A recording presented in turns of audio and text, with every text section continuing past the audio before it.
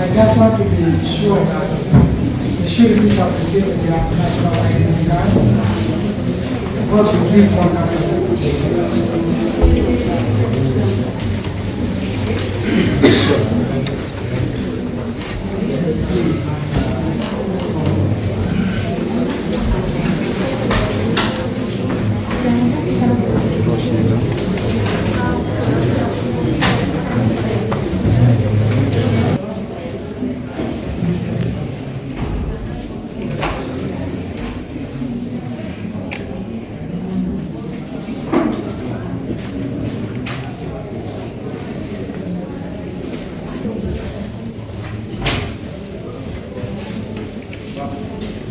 The accused person has the constitutional right to apply for bail. The court reserves the discretion to consider whether or not to release the accused person on bail.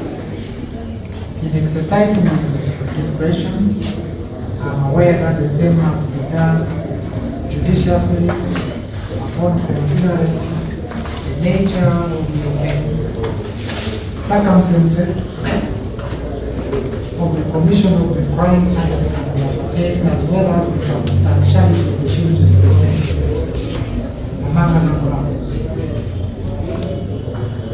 The tests that court usually invoke is whether or not the accused person can turn up for trial if she is granted bail. If there is a likelihood that the accused person will appear, then the accused person is granted bail. And where there is doubt, the accused person will jump bail, then it will not be done. In the instant case, counsel, the cover for the accused has presented a total of 4 sheets who is submitted will ensure that the accused person shall turn up for trial. The prosecution, however, submitted an investigating officer preparing an affidavit, but she did not divulge the details as to what the said affidavit shall constitute. She also submitted that she would like to verify the documents which have been submitted before this court and praying that she should be given an adjournment and she will be ready to respond on the next adjournment. I have considered the charges deferred. Although I find the basis for preparing the affidavit by the investigating officer submitted by state to have no substance, since the reasons have not been disclosed, I find the argument of verification of documents to have substance. This, in my opinion, is necessary so that the claims made in the state documents are confirmed. The prosecution will not be in a position to verify the same, owing to the fact that some documents are usually presented before court at the time of the hearing or making this application. I am also mindful of the fact that the last time this matter appeared, the state was not presented. The last time this matter came up, the state, before court, the state was not represented and may not have had time to address her mind to the matter before court. Justice will demand that those parties are allowed to present their argument in support of their cases based on evidence, based on verified evidence. I therefore find merits in the adjournment only for that ground and the result. Allow the adjournment for state to respond and accordingly decline to make a ruling pending a response from the state. The matter is therefore adjourned 13th of June at 10 a.m. to allow the prosecution to make a response for the bail application and the ruling will be made thereafter on the same day.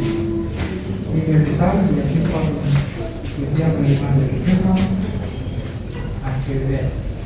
It is so ordered.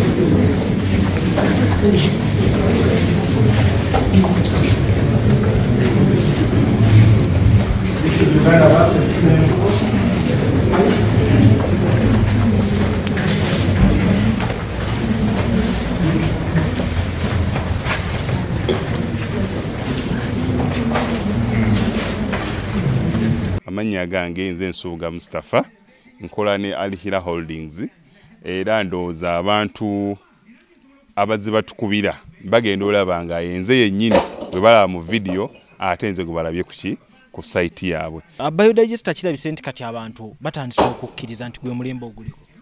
Kituufu. Kuba okusookera ddala omunnayuganda yali amanyi nti yaabo bokka abayina enzigi enfunda kwa tuze twogerako nga ddala olabira ddala ennyumba eri wano naye nga tetulina kabuyonjo we tugiteeka. Ku mulundi guno apartments zino zirabika nga zirina space nnene nnyo naye era nabo basazeewo okukozesa nkola eno. Basazeewo okukozesa nkola eno lwa nsonga olw'ebirungi n'emisomo gye tuzze tukola ki tusomesa abantu. Tutundire ekinnya mulundi guno engeri gye mukikozeemu. Leero ndaba mwawudde mu bibiri so ate bulijjo tubaye tulaba nga ye batadde tanka eno wabbali kwe muteeka amayinja. Okay, biodigester neri entono kuba kati ndaba mwasemba otulambulako nga tukola entono ey'abantu 40 eno y'abantu 100 gye tuzza okukola olwaleero. So ekigikozesa nti nno oluusi twawudde lwa nsonga bantu 100 kitegeeza amazzi mangi. Oluusi ky'ovalaba nti omuntu oli ankubira ne mugamba ogenda giteeka kuki ku nyumba y'amaka, apartments, muzikiti, ekereziya. So oli wambuulira ki kwagenda ogiteeka nsobola determininga ne ngamba otuteekewo y'abantu 10, otuteekewo y'abantu 5 oba tuteekewo y'abantu 4. Soko otulambuliye ku migaso nannyini nyumba zino gyagenda ofuna mu biodigester eno gye mumukoledde. Kakati nannyini nyumba eno yeesiimye nnyo lwa nsonga nti eno biodigester era emigaso gyayo egigirimu gyagenda ofuna. Ekisooka tagenda keera lunaku agambe nti bannange septic yajjudde nti nno ajja aleeta ekimotoka ate kimuggyako ssente ng'olwedde yagizimba. So biodigester tegenda keera ku makya nti ejjudde. So nawe nkityo ogwo mugaso gwe gusinga kubanga eri gundi yaffe twagikolanga naye ate era still ng'ejja n'ekulya lwa nsonga nti ebeera etuuka n'ejjula. So etuuka ng'esigala ekulya wadde nga ate wagiteekamu ssenteyo nnyingi. Ekyokulala nti beauty ye egenda vaayo eya compound nti nno pavers zigenda kuva eri engulu yonna gye mulengera paka eno amazzi era gagenda draininga gano ag'enkuba nga gagenda mu kaala akali ebbali awo nti nno beauty y'olujja egenda vaayo bulungi nnyo. Newe manjagala simbawo muddo kisoboka. N'oba oyagala simbawo muddo ogwo kubanga kati singa owa kamera waffe akulaga nti nno system ogira nti eri wansi fuuti 2 kweno level kwe tuyimiridde wansi fuuti nga 2. So omuddo kakube guyina emirandira gitya guba gujja mmera. Yes, bannange tetukolera bagagga bokka ate era tetusijja bayita baavu omuntu wa wansi omufuna mpola ffenna gye tuggwa nange ndi mufuna mpola. So sikolera bantu sina kika kye ngamba mbu nno nkolera baneeno wabula buli omu nga bwozze bwe tukola ki bwe tukwata. Kati Alihira Holdings Uganda Limited tusangibwa Kamoocha Prince Charles Drive plot 45. Kamoocha we wali offices zaffe. Tuyina namba z'amasimu esooka ya Airtel 07017 66992 neya MTN 0789 224230. Abasinga batumanyira mu biodigester kuba bwe tuvudde nnyo mu kamera naye nga baklanti baffe abapya n'abakadde bagenze bakitegeera nti no ne general construction yenna mwetuli.